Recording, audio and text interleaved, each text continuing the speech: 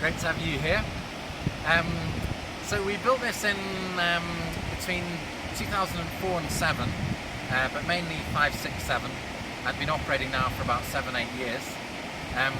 There's a natural site here with a series of rapids which drops about 17 meters in total, but over a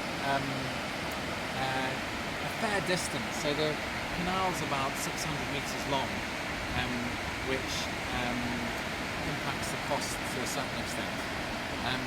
But it's a run-of-river scheme, so the weir is really just to catch the water and send it around. It's just about 1.2 meters tall, and diverts the water into the canal here and down to the head pond and the powerhouse, which we'll see later. For the engineers, in the rainy season there's quite a lot of sediment, so this is the settling pond, this first section. So it's wider and deeper than the rest of the canal, so the water slows, sediment drops, and then goes out through this gate at a low level here to reduce the amount of settlement, which goes down to reduce the wear of the turbines. So you can see a few different gates that we can open at different times of year to control the flow, keep it up or down.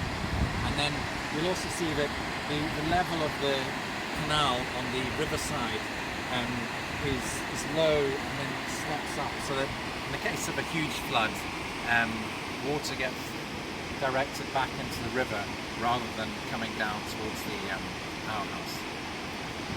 So that's about it. We use a labour form of construction, very little machinery. We had to drill and blast this section here and under the powerhouse. Then we used all that rock for masonry construction, for building all the walls and the powerhouse. So there's about 3 reinforced concrete elements in the whole thing, and the rest is masonry construction, which allowed us to employ a lot more people to do it and avoided importing a lot of materials, which was an aspect we really liked about it. So low carbon construction as well. We just had to bring the cement up. Yeah.